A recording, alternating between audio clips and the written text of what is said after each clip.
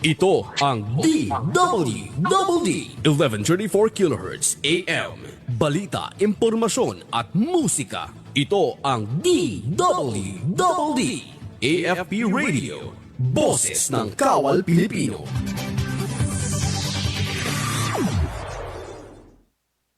Kayo ay nakatutok sa DWD AFP Radio.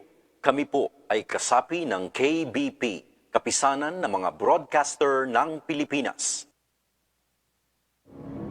Tagapagtanggol ng kapuluan. Tagapagbantay ng ating karagatan. Nangangalaga sa kapayapaan. Naglilingkod ng buong tapang.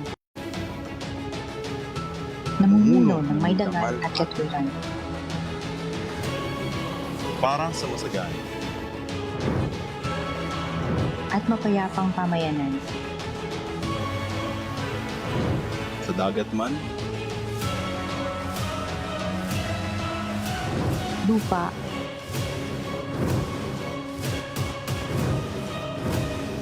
O himpapawid. kami ay laging handang tumulong. At tumaman. Kami ang Naval Forces Southern Luzon, ang iyong bubong dagat sa Timog Katagalugan.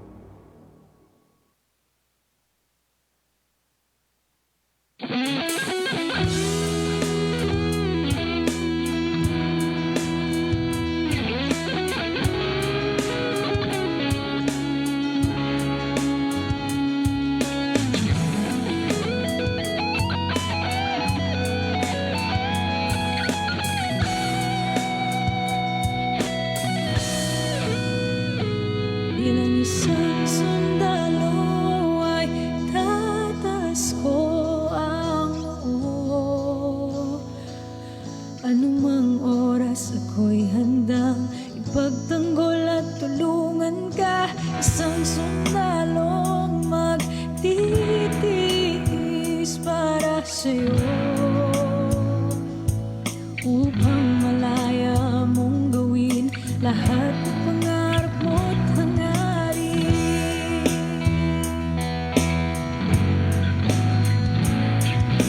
Dudugtungan ko ang iyong pangarap, sisikapin ko ika'y di na maghihirap. Lalagyan ko ng ngiti ang iyong pangalabi, kapalit mo nito ay buhay ko. Basta di ka lang mabibigo, kahit saan o kahit kailan. Anumang oras ako'y nandyan, o hindi kita pababayaan. Sasagapin ka at diwan.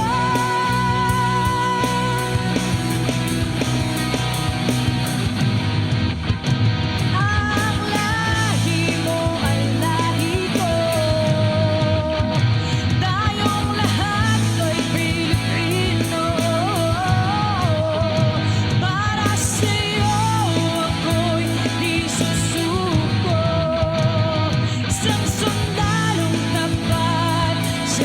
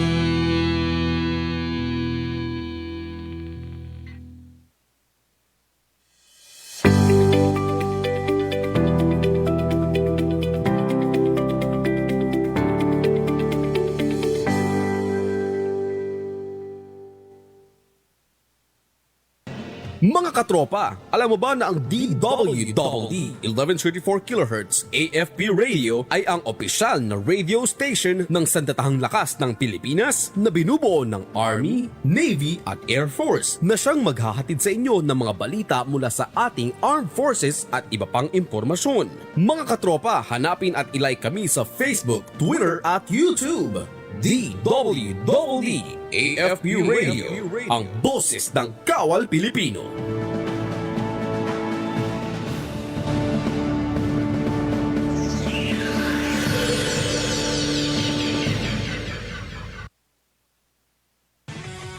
Mga katropa, para lagi kang updated sa inyong sandatahang lakas ng Pilipinas, siguraduhin naka-like at follow ka sa AFP Radio DWDD Facebook page at nakatune in sa 1134 kHz AFP DWDD.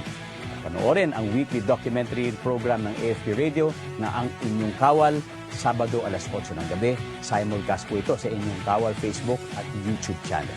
And keep up the good work sa team. Ayan, Media and Civil Affairs Group, CRS-AFP, maraming salamat po sa inyo.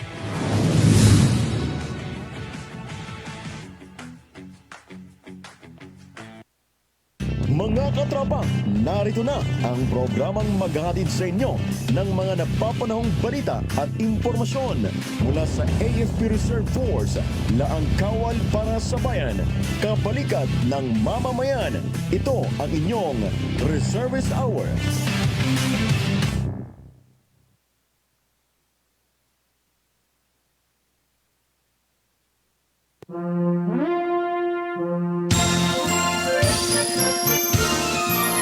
Sulong mga anak bayan, kabit-bisig langkay-langkay, hahataw sa isang rudyat.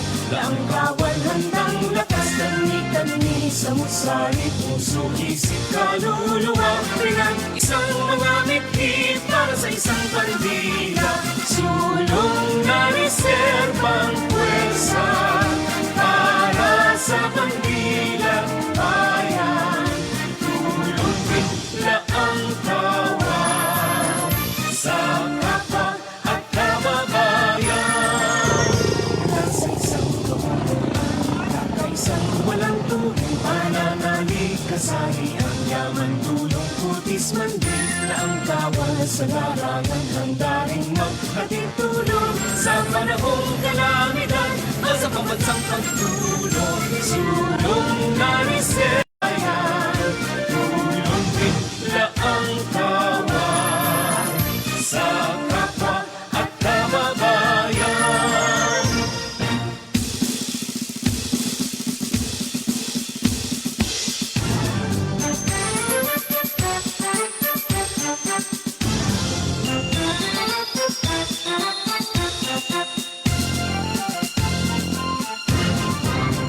Nasa isang kapunuan, kakaisang walang turing, pananalig, kasahian, yaman, tulong, putis, mandil, na ang kawal sa larangan, handa rin maghatid tulong sa panahong kalamidad o sa pambansang pagtulong. Sulong na reserbang puwersa para sa panggilang bayan. Tulong bigla ang kawal sa kapwa at kababayan.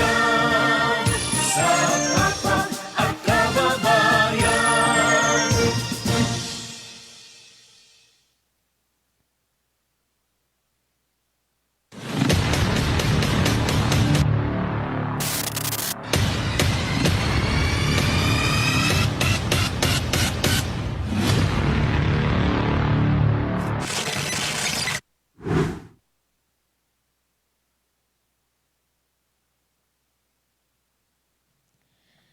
Ayan, isang magandang umaga, Luzon, Visayas at Mindanao. Isang napakagandang araw po ng Sabado para sa ating mga laang kawal. Isang magandang umaga rin sa ating mga katropang nakikinig, nakaantabay at nanonood sa ating himpilang DWDD 1134 kHz sa AM at sa ating Facebook Live ng AFP Radio DWDD. Mga katropa, ito po ang inyong katropang Jai para sa ating programang Reservist Hour. At mga katropa, makakasama po natin live via video teleconferencing ang ating panauhin mula sa Western Mindanao Command. Makakapanayan po natin si Lieutenant Colonel Franklin D. Daquil, Infantry Philippine Army, ang Deputy Assistant Chief of Unified Command Staff for Reserve Force Development U9 ng Western Mindanao Command. Sir, isang magandang umaga po sa inyo. Welcome po sa ating programang Reservist Hour at bumati po muna tayo, sir, sa ating mga viewers online. Yes, ma'am. Good morning. Magandang umaga po sa ating lahat, lalo na sa ating mga tagapakinig ng DWDD AFP Radio. Sa ngalan ni Colonel Benji P. Pendon, Philippine Navy Marines, Assistant Chief of Unified Command Staff for Reserve Force Development U9, at ni Major General Jose Vladimir R. Cagara, Philippine Army, the Acting Commander of Western Mindanao Command, Armed Forces of the Philippines, at ako po si Lieutenant Colonel Franklin Dolores Daquil, Infantry Philippine Army, Deputy Assistant of Chief Unified Command Staff for Reserve Force Development U9 ng Western Mindanao Command, Armed Forces of the Philippines. Maraming salamat po sa pagkakataon makasama kayo ngayong umaga upang may bahagi ang mga programa, gawain ng ating Reserve Force, layunin po ng ating pag-uusap ng may paalam sa ating mga kababayan, ang mahalagang papel ng ating mga reservists sa pagpapanatili ng kapayapaan, kahandaan at seguridad ng ating bansa. Once again, sir, maraming salamat po sa pagpapaunlak ng aming imbitasyon na makapanayam kayo dito ngayon sa ating himpilan, sir. And sir, bago tayo dumako sa mismong talakayan natin, sir, patungkol sa mga trainings na ating ino-offer sa ating mga reservists dyan sa Western Mindanao Command, ay nais lamang po nating tanungin, sir, kung ano po ang pangunahing mandato para po sa ating mga katropang bago pa lamang po dito sa ating programa, nang sa gayon ay magbigyan po natin silang kaalaman kung ano nga po ba ang pangunahing mandato ng Reserve Force Development o ng inyong opisina po sa ilalim ng Western Mindanao Command, sir. Okay, yes ma'am. Sa Western Mindanao Command, patuloy po kaming nagsasagawa ng iba't ibang pagsasanay upang mapanatiling handa ang ating mga reservists. Kabilang dito ang military orientation and refresher training, disaster response and humanitarian assistance training, basic life support and first aid, community-based activities, mobilization and command exercise.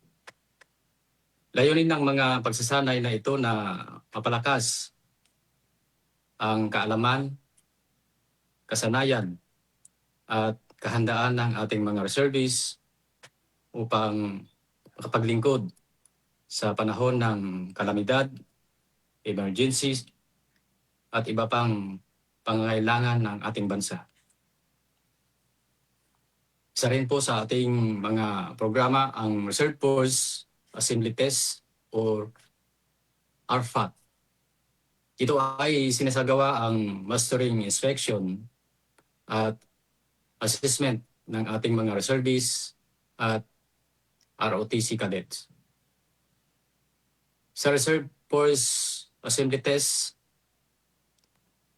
ipinaliwanag din ang mga programa ng Armed Forces of the Philippines tulad ng Oplan CRIS, Oplan Mulat, at ang AP Reserve Force Development Strategy year 2023 to 2028.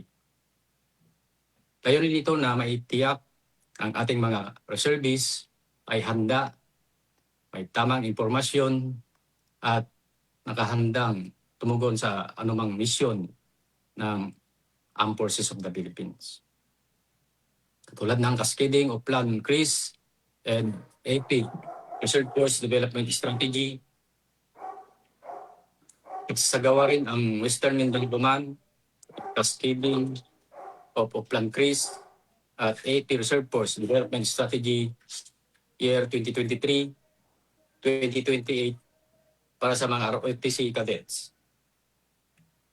Sa pamamagitan ng mga lectures at discussions, mas naunawan nila ang kanilang magiging papel bilang future reserve force at nation builders. Tinalakay din rin ang national defense and security, strategic communication, reserve force development, capability enhancement, and long-term readiness. Reserve Force Development Strategy Refresh Workshop at lumahok din ang ating tanggapan sa AFI, Reserve Force Development Strategy Refresh Workshop. Layunin nito na mapahusay ang mga programa ng Reserve Force at matiyak na naayon ang mga kasalukuyang polisiya at operational requirements ng Armed Forces of the Philippines.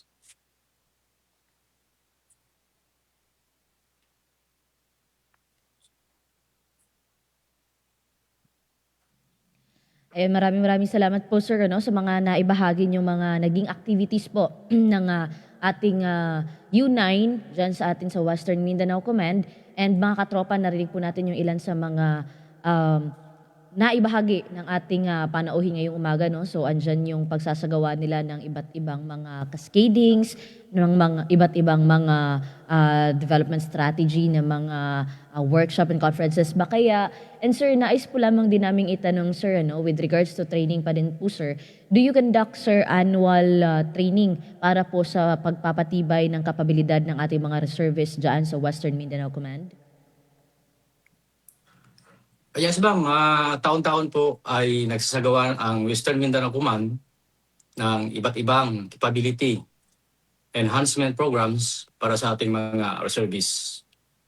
Ang mga pagsasanay na ito ay nakatuon sa Humanitarian Assistance and Disaster Response or HCDR,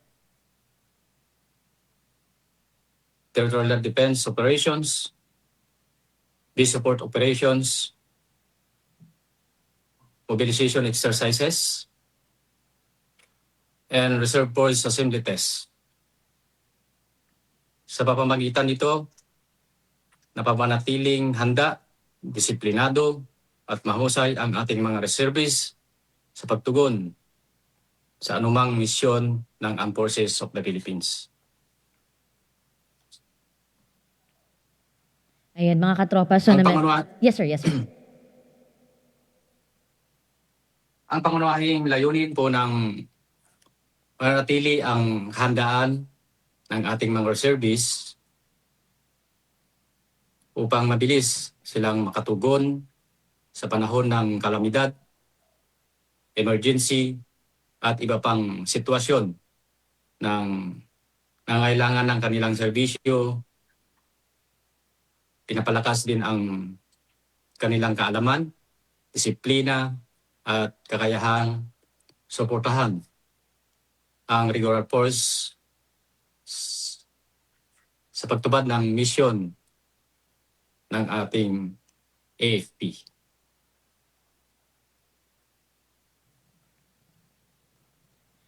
Ayan mga katropa, maraming salamat po sir sa pagbabahagi ng ilan sa mga taunang kinakandak po natin na trainings para sa ating mga reservists dyan sa Western Mindanao Command. So mga katropa, ayun po na-mention po ng ating panauhin yung pagkakandak nila ng humanitarian assistance and disaster response ng mga trainings.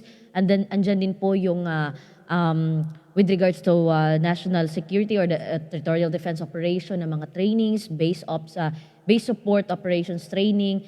Mga katropa, tatanungin naman natin ngayon si sir sa kung ano naman po sir ang para po sa ating mga katropang nanonood na nais maging part ng Reserve Force Development, especially dyan sa Western Mindanao Command.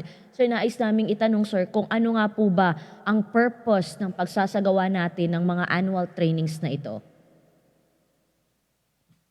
Ayos ma'am, ang pangunahing layunin ng taunang pagsasanay ay panatiling handa, mahusay, at may kakayahang ang ating mga reservists sa pagtugon ng anumang mission ng Armed Forces of the Philippines. Ay apat na pangunahing mandato ng Reserve Force.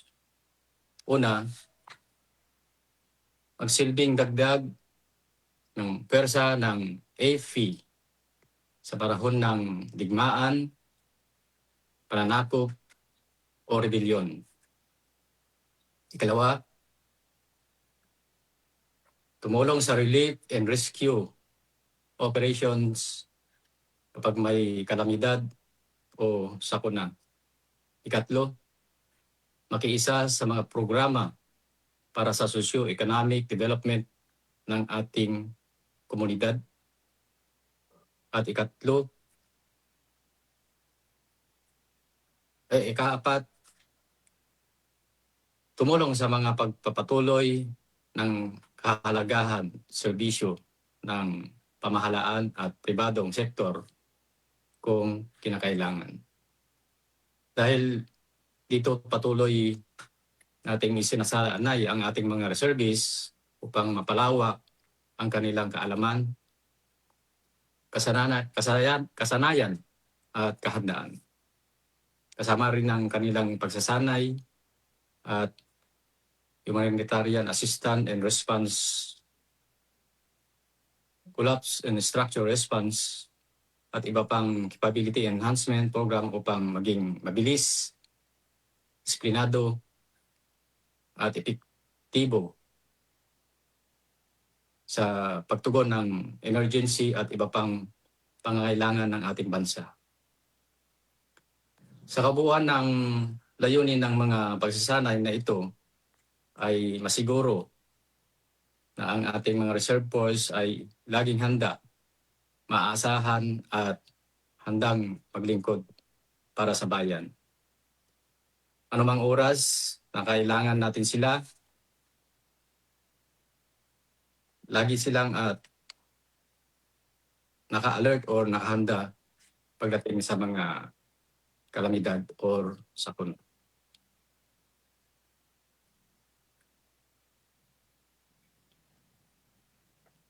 Ayan, maraming salamat sir no sa pagbabahagi sa amin ng ilan sa mga kahalagahan ng pagsasagawa natin ng mga annual trainings na ito.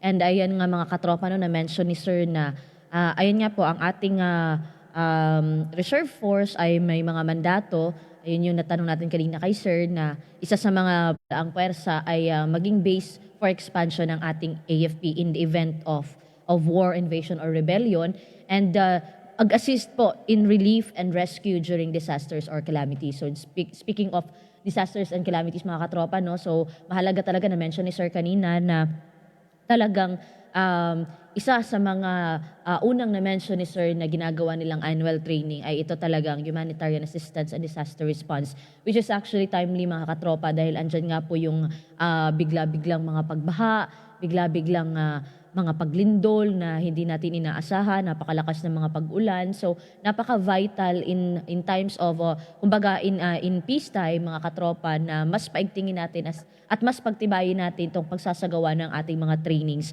Nang sa gayon ay kung kinakailangan na execute na into real McCoy itong ating mga trainings ay talagang ready na ang ating mga reservists to be in the front line mga katropa, no? And sir, nais ko lamang pong itanong din sir, no? Kung hindi ako nagkakamali noong nakaraang linggo, kung hindi ako nagkakamali sir, or within the month of July ay may namataan tayong pagbaha dyan po sa area ng Western Mindanao Command. Sir, maaari niyo po bang ibahagi sa amin sir kung meron po bang naging involvement itong ating mga reservists, kung meron po tayong mga isinagawang rescue or relief mission dyan sa area na naapektuhan ng pagbaha dyan sa area ng Zamboanga City, sir? Kung meron po tayong involvement ng ating mga reservists, sir? Yes, ma'am. Actually, lagi naman po naka-alert ang ating mga kasundaluhan or ito mga laanggawal or service katulad ng laging namin tinatas ng 9OP, CDC, 6 Arsen ng Air Force at saka sa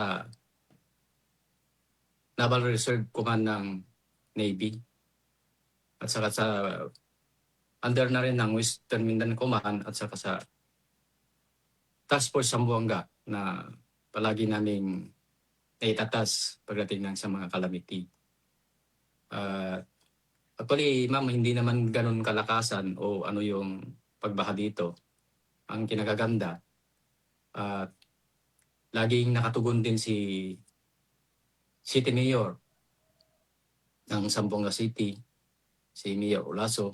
Kaya hindi kami masyadong nahihirapan pagdating sa mga retrieval or interagency na problema. Kaya mabilis yung mga aksyon ng bawat agency. At yun yung isa sa ini-exercise na namin dito sa area ng Western Mindanao Command, yung Interagency Territorial Defense Operation.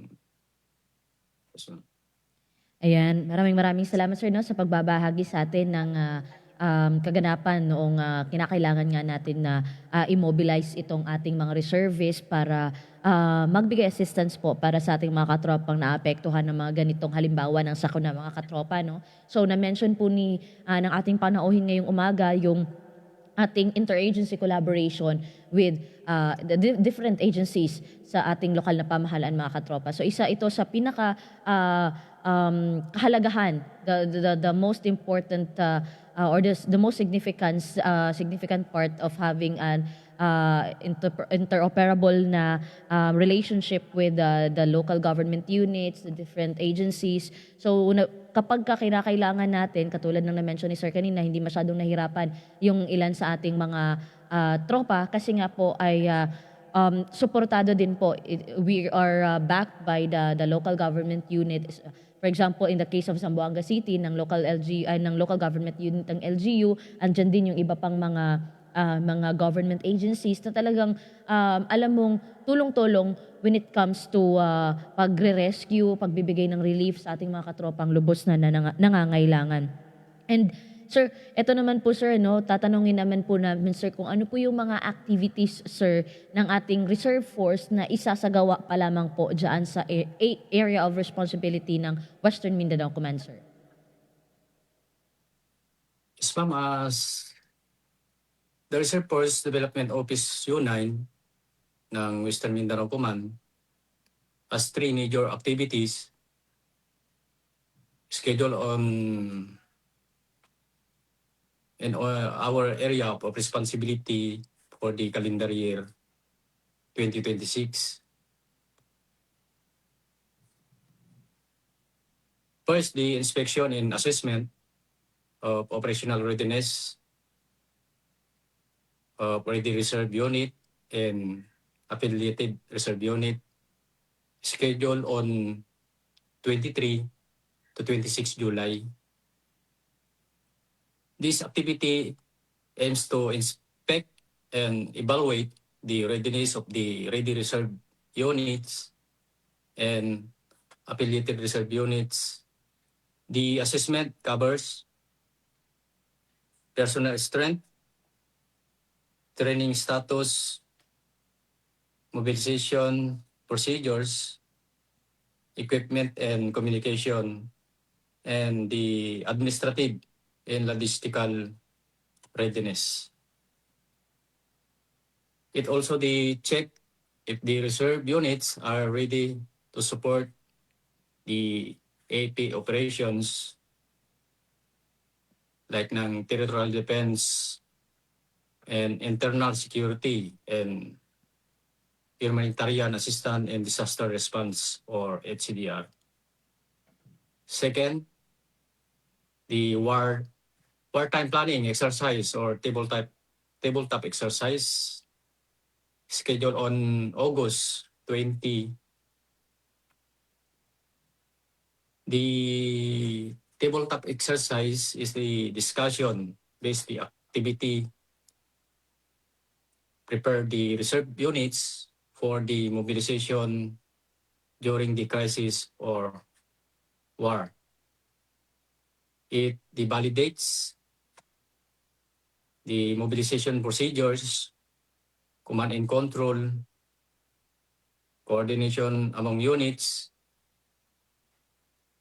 and operational planning and decision-making process. It also familiarized the participants with the 4 phases of the mobilization.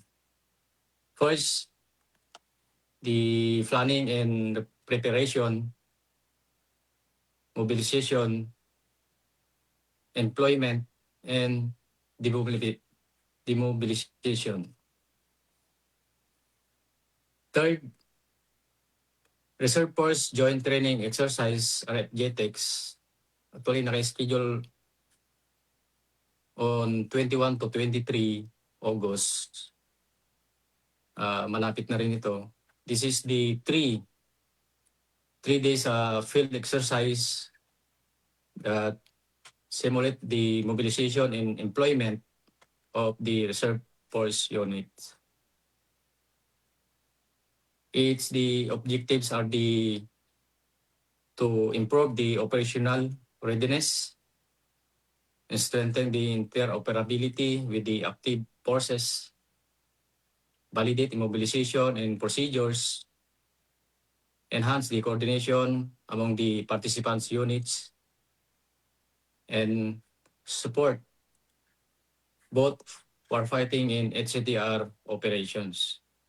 This exercise also identify the capability gaps and improve the reserve force ability to augment the active force during the emergency. Pero ito yung isa sa pinagkakabisihan po namin ngayon. Kaya yung sinasabi ko kanina na magkaroon ng interagency territorial defense operation, ito yung mga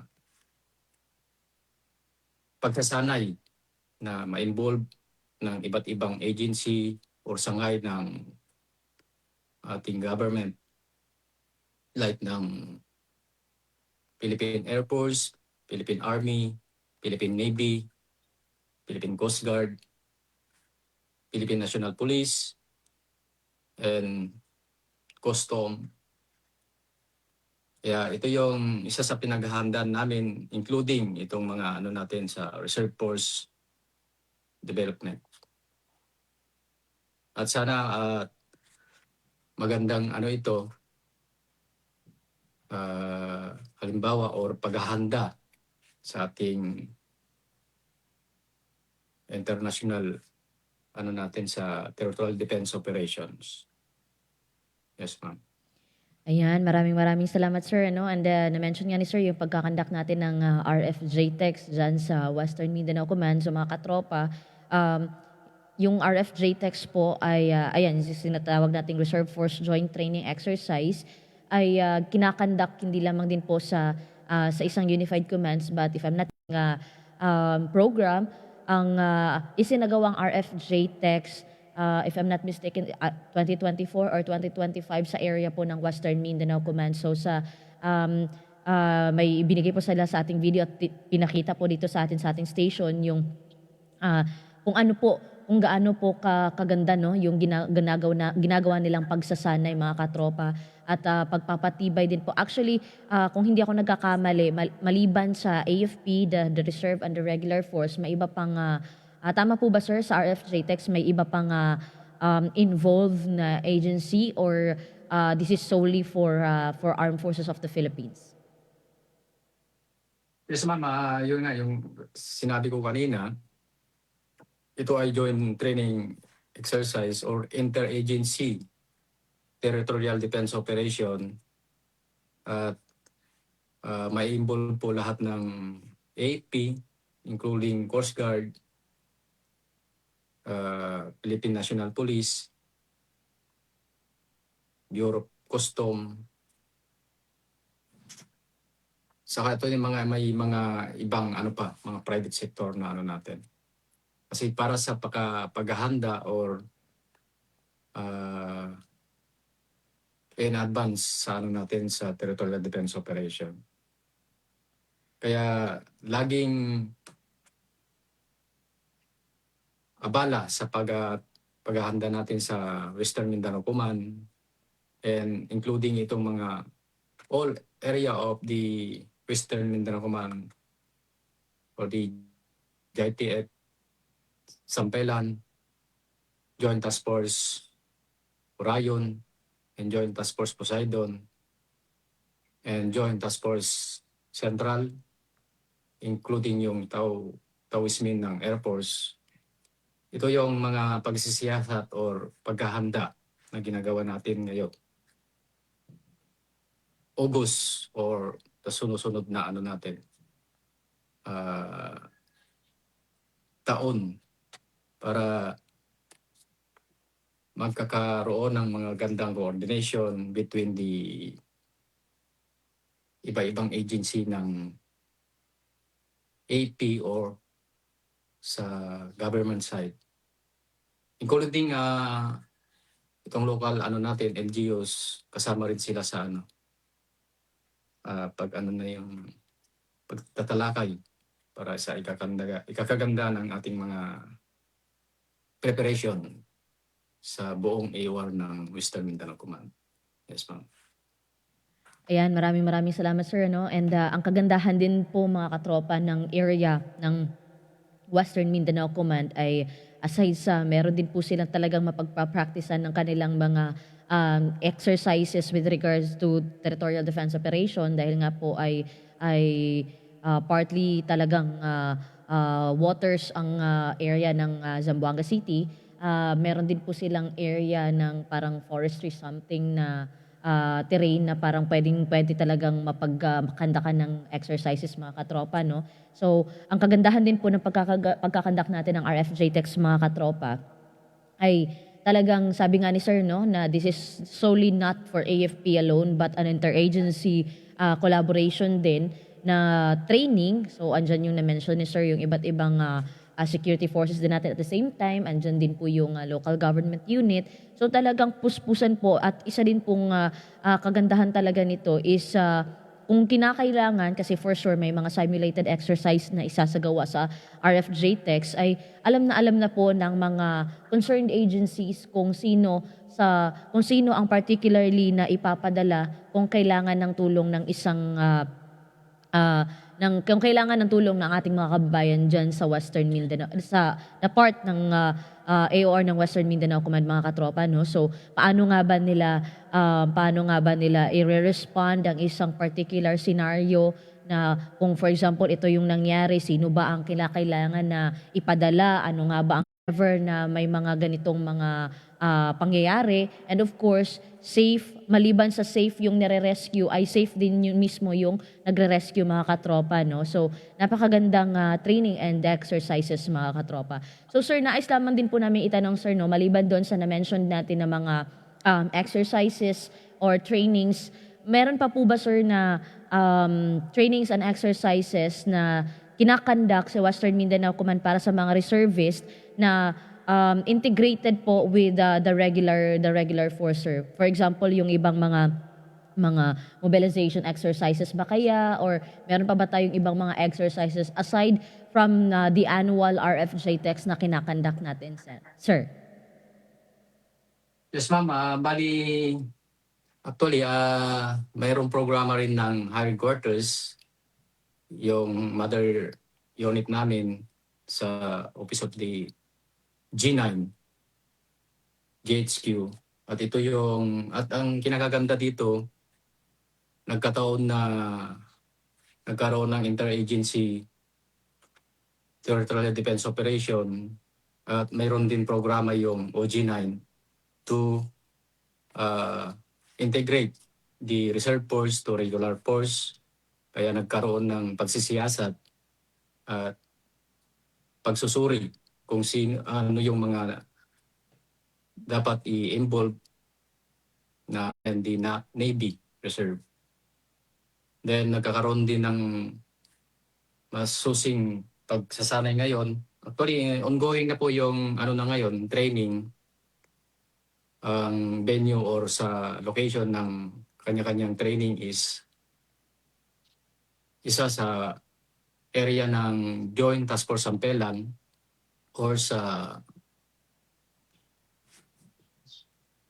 area ng 1st Infantry Tabak Division. Ito yung nakatuunan ngayon ng at yung sinabi ko nga kanina, naka-schedule ang Reserve Force Joint Training Exercise on 21 to 23 August.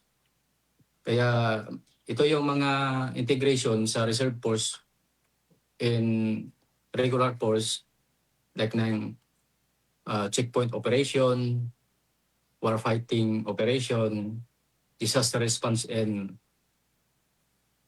operation, training, and the urban training ng ikakandak din ng Joint Task Force Sampelan sa area ng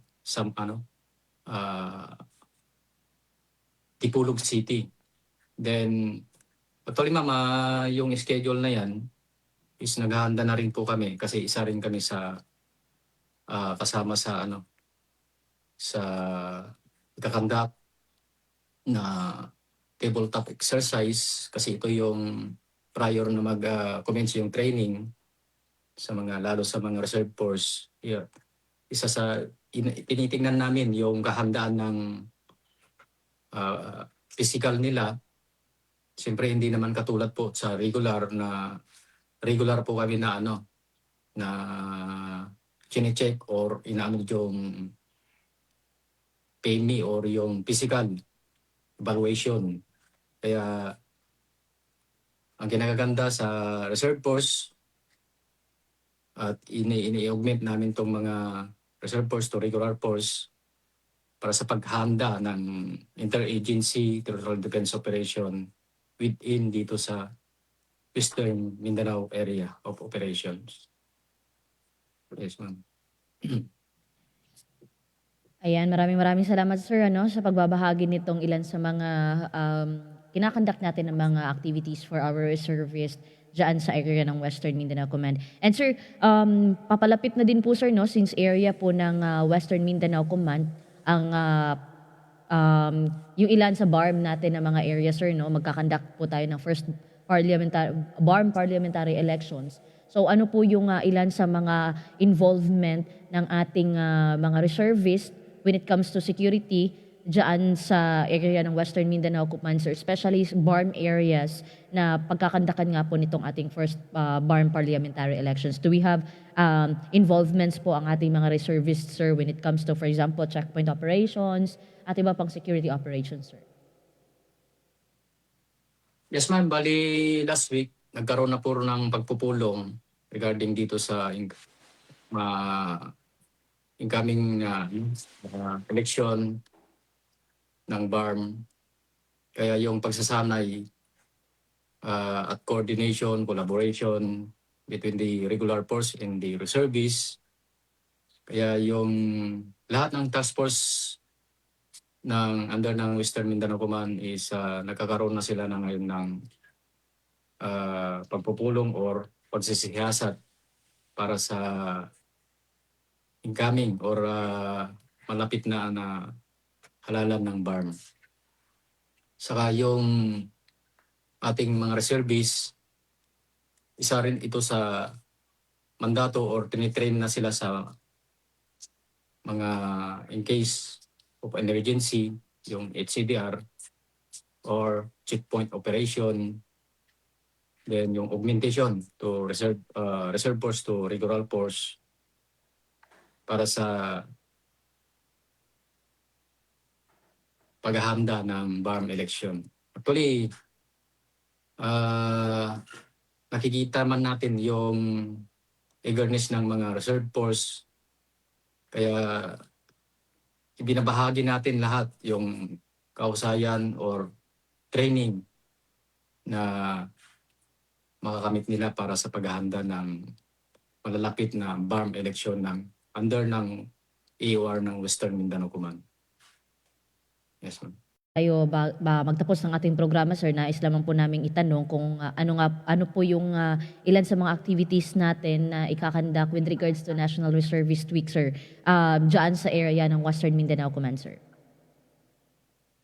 Actually, ma'am, in summary, sa tatlo po yung na pinaghahandaan natin ngayon. These three activities ensure our reserve force remains trained, mission ready, responsive, and capable of supporting the armed forces of the Philippines.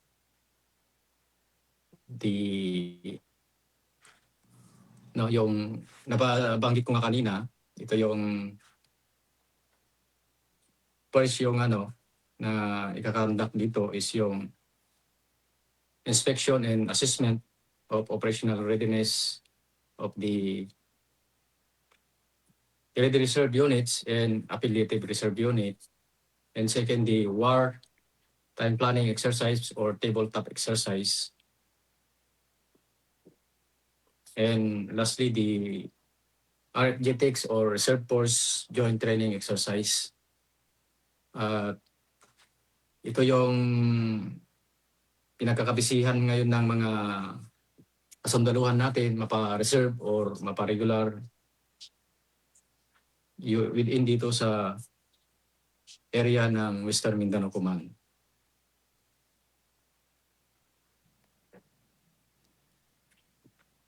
Ayan, mga katropa, maraming salamat po, sir. And ayun nga po, sir, bago tayo magtapos ay hihingi namin ang inyong mensahe, sir, para sa ating mga reservists dyan sa area ng West Mincom, at the same time sa mga nagnanais na maging part ng Laang Pwersa, sir. Okay, ma'am. Yes, ma'am. Ang mensahe ko po sa ating mga reservists ay maraming salamat sa inyong dedikasyon at pagmamahal sa ating bayan kahit na may kanya-kanya tayong trabaho, pamilya at responsibilidad.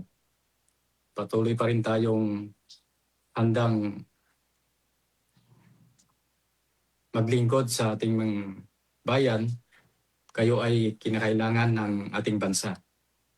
Nihikayat ko po kayong pagpatuloy ang inyong training, panatilihin ang disiplina at maging aktibo, katuwang ng Armed Forces of the Philippines, pagpapanatili ng kapayapaan at pagtulong sa ating mga kalamidad. Tandaan po natin ang mga pagiging reservist ay hindi lamang ito titulo o isang responsibilidad at karangalang magsilbi sa ating bayan. Maraming salamat po at mabuhay ang ating Armed Forces of the Philippines, mabuhay ang reservists, mabuhay ang kawal ng ating bayan. Ayan, muli mga katropa, ay nakapanayan po natin si Lieutenant Colonel Franklin D. Daquil, Infantry Philippine Army, ang Deputy Assistant Chief of Unified Command Staff for Reserve Force Development U9 ng Western Mindanao Command. Sir, once again, maraming salamat po sa pagpapaunlak ng aming imbitasyon na makapanayam kayo dito ngayon sa ating programa, sir. Yes, ma'am. Maraming salamat po. Ayan, mga katropa, and bago tayo magtapos ng ating programa, ay iniimbitahan namin kayo sa September 5, mga katropa, ang ating isa sa gawang simultaneous fun run. Abangan lamang po natin ang registration link at gaganapin po ito sa lahat ng Geographical Combatant Commands at Reserve Commands sa Camp Aguinaldo, AFRESCOM, at AFRESCOM po ang magfa-facilitate together with, of course, the OJ9, mga katropa. So, abangan po natin yan, mga katropa, at makilahok po tayo dito sa ating September 5 simultaneous fun run, of course in connection pa rin po with the national or the celebration of the National Reservist Week, mga katropa. And other than the simultaneous fun run, ay marami pa po tayong mga activities na isasagawa, mga katropa, no? Abangan din po natin yung magiging guest natin next week. So again, for the month of August, mga katropa, ay celebrity reservist or reservist from of course the Army, the Navy, the Air Force. I do not know if also may ipapadalin din po from the Philippine Marine Corps na reservist na magi-guest dito sa atin sa Reservist Hour. So abangan natin for next week. Ang una po nating magiging guest ay from the Philippine Army, mga katropa. So abangan po natin kung sino yung magiging panauhin natin dito sa ating programang Reservist Hour. And of course, wag din po natin kalimutan suportahan ang inyong kawal. Actually, mga katropa, for the NRW will be releasing 2 episodes ng ang inyong kawal. So abangan po natin yan kung kailan ang ating episode. And for our reservists all over the country, mga katropa, ay makijoin po tayo sa mga activities for the National Reservist Week. So let's be active, makibahagi po tayo, makijoin po tayo sa mga activities. Napakarami pong activities, although lagi naman natin ginagawa itong mga activities na to during NRW. And of course, other than NRW, mga katropa, andyan pa po yung iba't iba nating mga trainings na ino-offer para sa ating mga reservists. So grab it, mga katropa, grab the opportunity at be sure na napakarami po nating matututunan na maaari po nating maibahagi din sa ating mga kapwa community members na could possibly be the reason why may mga buhay po tayong nasasalba, mga katropa. No? So maging kabahagi po tayo ng ganitong mga trainings na especially yung mga na-mention ni Sir kanina na mga trainings. I'm so glad na napakarami po nating trainings na sinasagawa, especially those trainings na talagang alam natin na mas magpapatibay pa ng skills at ng kakayahan, kaalaman ng ating mga katropa, mga reservists. So these trainings and exercises na maaari po ninyong lahukan ay isa na po sa mga opportunities na maaari ninyong makuha kapag kayo po ay part ng ating reserve force, mga katropa. So sa mga hindi pa po part ng ating reserve force at nagdanais sa maging part ng ating laang pwersa, ay maaari po kayong mag-send ng inyong mga applications. Pumunta po kayo sa iba't ibang mga for the Army. Napakarami po nating mga units ng reserve force. Andyan po yung mga CDCs natin, andyan po yung mga RCDGs natin. Present po sa lahat ng mga provinces, regions, all over the country, mga katropa. And other than the Philippine Army, andyan pa yung ating Philippine Air Force, Philippine Navy, Philippine Marines. Andyan din yung ating Technical Administrative Service. So napakarami pong maaari ninyong avenue na maaari po ninyong lahukan, mga katropa.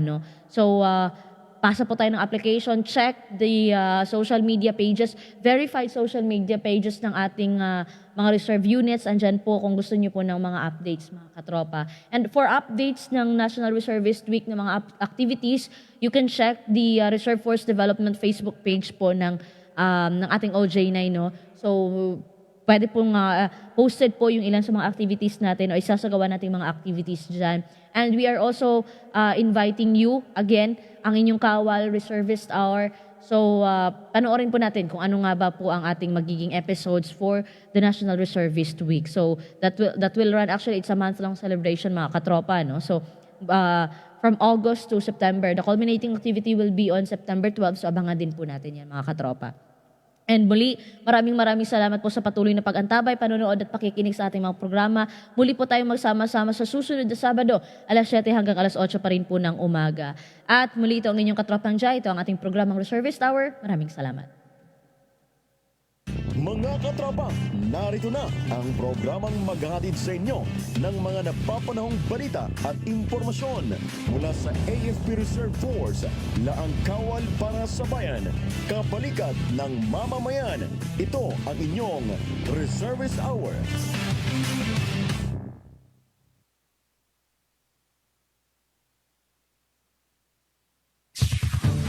Ito ang DWD 1134 kHz AM. Balita, impormasyon at musika. Ito ang DWD AFP Radio. Boses ng Kawal Pilipino.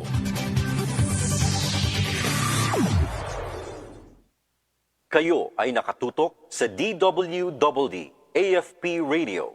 Kami po ay kasapi ng KBP, Kapisanan ng mga Broadcaster ng Pilipinas.